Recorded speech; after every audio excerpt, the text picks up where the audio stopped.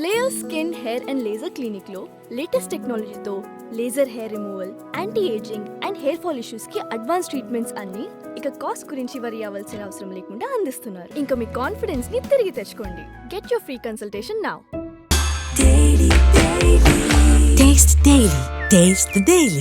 నమస్తే, welcome to అదాన్. నేను మీ సత్య. ఈరోజు బర్నింగ్ టాపిక్ వచ్చేసి ఆంధ్రప్రదేశ్ ఉప ముఖ్యమంత్రిని పవన్ కళ్యాణ్ తెలంగాణ ప్రచారం పిలవడం, అలాగే దాని రద్దు వెనకాల ఉన్న కారణాలు ఏంటో తెలుసుకుందాం. మనతో మాట్లాడడానికి, ఈ విషయంపై చర్చించడానికి కార్తిక్, టీపీసీసీ తెలంగాణ కార్యదర్శి మనతో పాటు ఉన్నారు. నమస్తేనా అన్న. ఇప్పుడు తెలంగాణలో ఒక టాపిక్ నడుస్తుంది, ట్రెండ్ అవుతుంది. ఏంటంటే ఆంధ్రప్రదేశ్ ఉప ముఖ్యమంత్రిని అండ్ కిషన్ రెడ్డి గారు వెళ్ళి ప్రచారానికి పిలవడానికి వెళ్ళి ఆహ్వానించారు. అది సడన్గా రద్దు అయింది. విషయాన్ని మీరు అంటే రద్దు అవ్వడానికి గల కారణాలు ఏంటో చెప్పగలుగుతారా? ఇప్పుడు పవన్ కళ్యాణ్ గారు తెలంగాణ రాష్ట్ర పర్యటన ఎందుకు రద్దయింది అనేది బీజేపీ పార్టీ వాళ్ళే చెప్పాలి. కానీ అసలు తెలంగాణ రాష్ట్రానికి పవన్ కళ్యాణ్ గారిని పిలవాల్సిన అవసరం ఏముందనేది తెలంగాణ పౌరుడిగా నా మొట్టమొదటి ప్రశ్న. ఎందుకు మీకు పవన్ కళ్యాణ్ గారిని తెలంగాణ రాష్ట్రంలోకి తీసుకురావాలన్న ఉబ్బులాట మీకు ఎందుకు ఉంది? తెలంగాణ రాష్ట్రమే సిద్ధించొద్దని 11 రోజులు నేను నిరాహార దీక్ష చేసిన, అసలు తెలంగాణ రాష్ట్రమే పురుడు పోసుకోవద్దు అన్నటువంటి వ్యక్తిని మీరు ఎందుకు తెలంగాణలోకి తీసుకొని రావాలనుకుంటున్నారు? కాబట్టి తెలంగాణ రాష్ట్రం పైన పట్టలేనంత కూడబట్టుకోలేనంత విషయాన్ని పెట్టుకున్న పవన్ కళ్యాణ్ గారు తెలంగాణ రాష్ట్ర ప్రజలు చూడడం వల్ల మా రాష్ట్రం దిష్టి తలిగి, మా రాష్ట్రంలో ఉన్నటువంటి కొబ్బరి తోటలు, మా రాష్ట్రం అంతా కూడా పాడైపోతుందని వ్యాఖ్యలు చేసినటువంటి ఆయనను మీరు తెలంగాణ రాష్ట్రంలో ఏం చెప్పి తీసుకొని వస్తారు?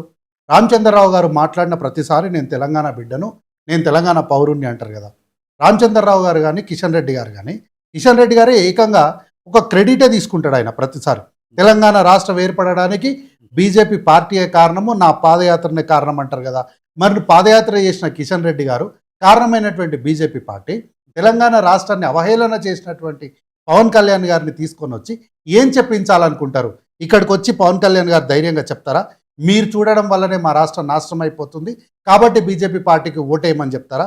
ఈ రాష్ట్రంలో పోటీ చేస్తున్నటువంటి జన సైనికులు అని చెప్పుకునేటోళ్ళు కూడా ఆలోచన చేయాలి.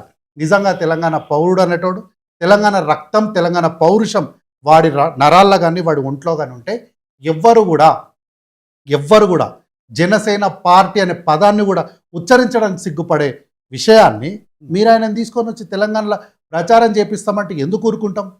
రద్దవ్వడానికి ఒకటే కారణం ఏంటి అంటే, ఏ రోజైతే ఈయన రామచంద్రరావు గారు, కిషన్ రెడ్డి గారు వెళ్ళి పవన్ కళ్యాణ్ గారిని ఆహ్వానించారో నేరుగా నిటారుగా బీజేపీ పార్టీ రెండుగా చీలిపోయింది.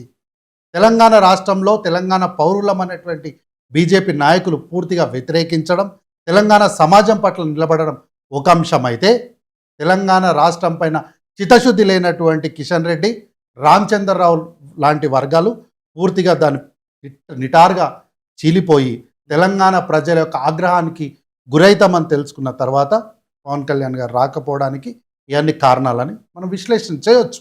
ఓకే, ఇప్పుడు తెలుగుదేశము, జనసేన, బీజేపీ అలయన్స్ ఉంది అక్కడ ఆంధ్రప్రదేశ్లో. సేమ్ ఇక్కడ బీజేపీ జనసేన కలిసి అలయన్స్లో చేసి పోటీ చేస్తే రేపు గెలిచే అవకాశం ఉందంటారా? వాళ్ళందరూ కలిసి వచ్చి తలకిందులు తపస్సు చేసినట్టు పరిస్థితుల్లో కూడా వాళ్ళకి ఇక్కడ అవకాశం అనేది ఉండదు. ఈరోజు నేరుగా బీజేపీ పార్టీ అనేది పూర్తిగా ఆంధ్రప్రదేశ్ రాష్ట్రంలో ఉన్నటువంటి నాయకుల చేతిలో ఉంది.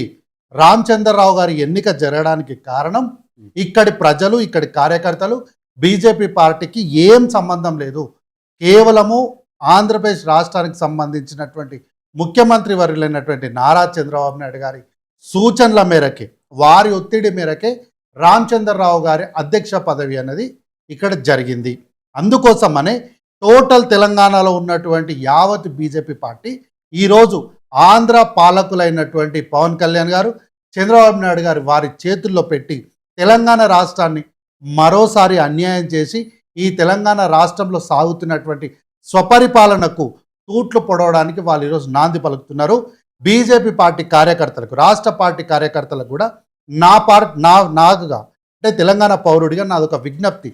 తెలంగాణ రాష్ట్రం ఉండకూడదని కోరుకున్నటువంటి వాళ్ళని మళ్ళీ మీరు తెలంగాణ రాష్ట్ర రాజకీయాల్లోకి తీసుకొచ్చి అనవసరమైనటువంటి మనం ఈరోజు చూస్తున్నాం. పక్క రాష్ట్రం ఆంధ్రప్రదేశ్ రాష్ట్రము అగ్నిగుండంలాగా మారిపోతుంది. అట్లాంటి అంశాలు అవకాశాలు తెలంగాణ రాష్ట్రంలో ఉండకూడదు. ఎందుకంటే తెలంగాణ రాష్ట్రంలో సహజ సిద్ధంగా ఎప్పుడైనా సరే ఎన్నికలు జరిగినప్పుడు ఎన్నికల వరకు మాత్రమే మనం పోరాటం ఉంటుంది. ఎన్నికల తదనంతరం మనం పాలన పైన దృష్టి పెడుతున్నాం అన్ని పార్టీలు కూడా. కానీ మీరు ఇక్కడ బీజేపీ పార్టీని, జనసేన పార్టీని కనుక ఇక్కడ ప్రోత్సహించినట్లయితే మళ్ళీ కూడా ఇక్కడ ఆంధ్రప్రదేశ్ రాష్ట్రంలో ఎట్లయితే అగ్నిగుండాలు ఉంటున్నాయో అట్లాంటి పరిస్థితులు ఇక్కడికి రావడానికి చాలా ప్రమాదం ఉంది. కాబట్టి తెలంగాణ రాష్ట్రంలోకి ఎటువంటి క్షుద్ర పూజ పార్టీలు కూడా తీసుకురావడానికి ఎవ్వరు కూడా ఒప్పుకోరు, ఎవ్వరు కూడా సిద్ధంగా ఉండరు. అవును. రీసెంట్‌గా జరిగిన కొంతమంది నాయకులు విమర్శించేది ఏందంటే, తెలంగాణలో టీఆర్ఎస్ అనేది ఒకటి మొదలుకొని, తర్వాత అది భారతీయ సమితిగా మారి, అట్లాగే ఇది జనసేన అనేది ఒక స్టేట్‌కే పరిమితం కాదు గదా! దీన్ని మేము అన్ని రాష్ట్రాల్లో ఇంప్లిమెంటేషన్ చేసి, అన్ని రాష్ట్రాల్లో మేము వెళ్లి ప్రచారం చేసుకునే హక్కు మాకుంది కాబట్టి, మేము వెళ్లి ప్రచారం చేసుకుంటాం. దీన్ని ఖండించడానికి కొంతమంది నాయకులు ఖండిస్తున్నారు. ఎందుకని చెప్తున్నారు. మీరు ఈ రాష్ట్రంలోనే కాదు, దేశంలో ఎక్కడికైనా వెళ్ళి మీరు ప్రచారం చేయొచ్చు.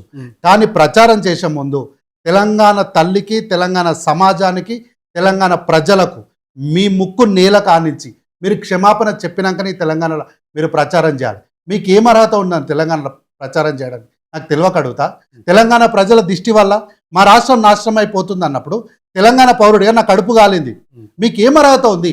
1200 మంది విద్యార్థులు ఒక పక్కన చచ్చిపోతుంటే నువ్వు తెలంగాణ రాష్ట్రమే సిద్ధించద్దు, తెలంగాణనే పురుడు పోసుకోవద్దు అన్నటువంటి వాడివి నువ్వు తెలంగాణ రాష్ట్రంలో వచ్చి నేను రాజకీయాలు చేస్తా అంటే తెలంగాణ పౌరులు మేము ఎందుకు ఒప్పుకోవాలి?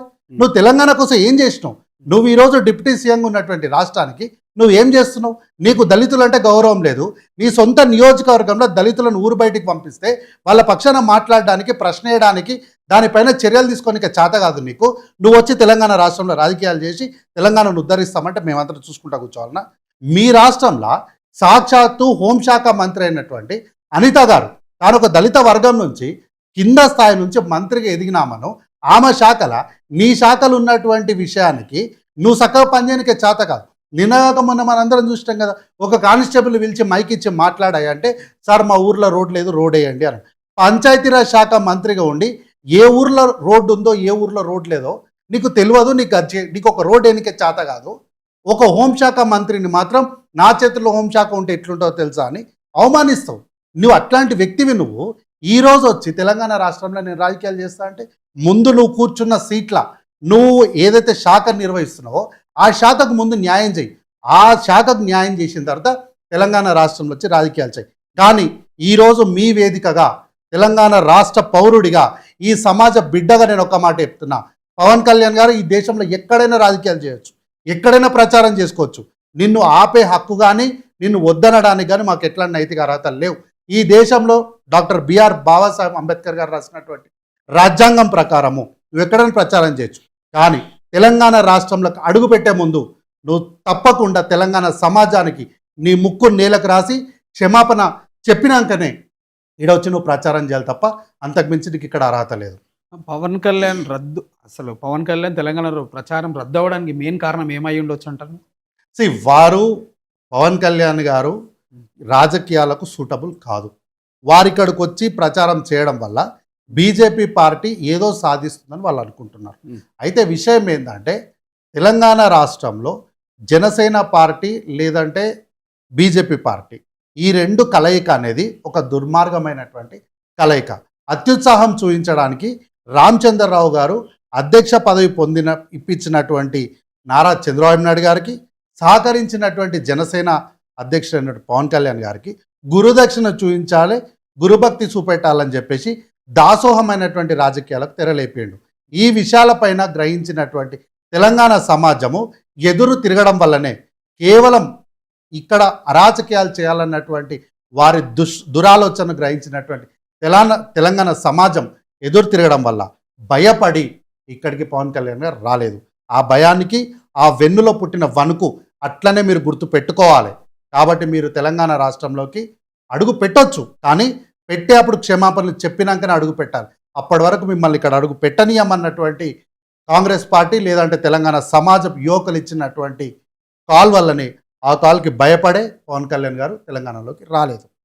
అలా అంటే మరి రీసెంట్ టైంలో కొండగట్టుకెళ్ళి ఆయన మనకు కొండగట్టుకు రావడం డిఫరెంట్. కొండగట్టు అనేది ప్రభుత్వము అధికారిక లాంఛనాలతోని మంత్రి హోదాలో వచ్చిండు. ఆయన పార్టీ రాజకీయాలకు రాలేదు. Hmm. అది వేరు.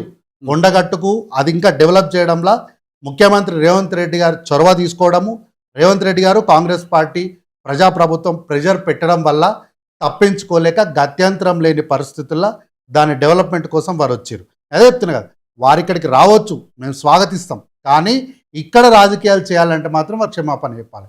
కొండగట్టుకు రావడము, ఆయన అధికారికంగా మంత్రి హోదాలు, అక్కడికి మేము పవన్ కళ్యాణ్ గారు వచ్చినారని మేము చూడం, మంత్రి ఇన్ఛార్జ్ మంత్రి కాబట్టి వారు వచ్చినారు, అతిథిగా వచ్చినారు, గౌరవించడం, పంపించడం, అంతే. 300కు పైగా మెజారిటీ కార్పొరేటర్ అంటే 333 కార్పొరేటర్లుగా నిలబడ్డారు వాళ్ళు. మరి వాళ్ళకు మరి మీరు ఓటేద్దని చెప్తున్నారా ఇండైరెక్ట్గా? నేను తెలంగాణ సమాజంలో ప్రజాస్వామ్య రాష్ట్రంలో ఈ దేశంలో బాబాసాహెబ్ అంబేద్కర్ గారు ఇచ్చినటువంటి రాజ్యాంగ హక్కు ద్వారా ఎవరికైనా ఓటేసుకోవచ్చు. నేను ఎవరికి ఓటేయమని చెప్పాను. కాంగ్రెస్ పార్టీకి ఓటేయమని అడుగుతా. అవతలోడికి వెయ్యొద్దు అని చెప్పడానికి నాకు అర్హత లేదు. కాంగ్రెస్ పార్టీకి ఓటేయమని నేను అడుగుతా.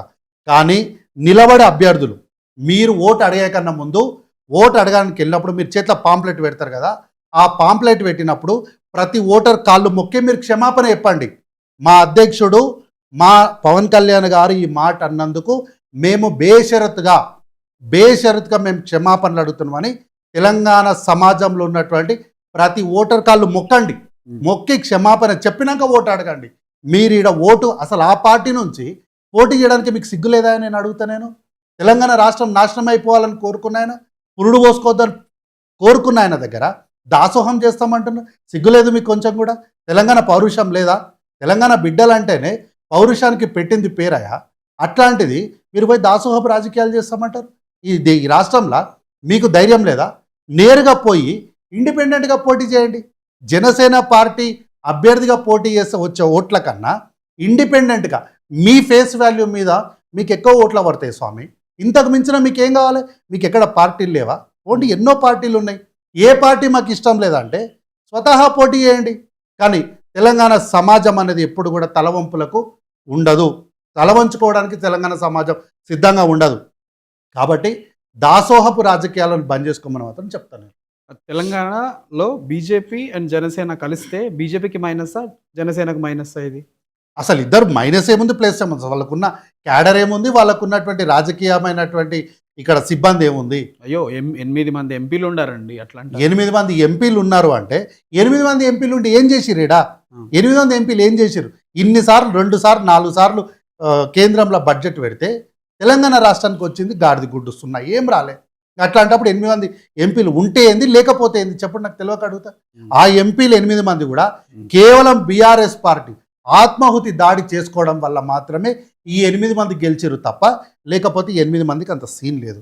బీఆర్ఎస్ పార్టీ నిజంగా ఈ క్షేత్రస్థాయిలో నిలబడి ప్రధాన ప్రతిపక్ష పార్టీగా పోరాటం చేసి ఉంటే ఎన్నికల్లో వాళ్ళే 8 సీట్లు గెలిచటోళ్ళు.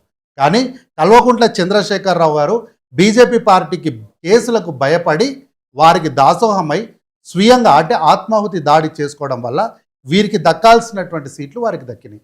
దానికి బీజేపీ పార్టీకి ఉన్నటువంటి పెద్ద క్రెడిబిలిటీ ఏమీ లేదు ఇక్కడ.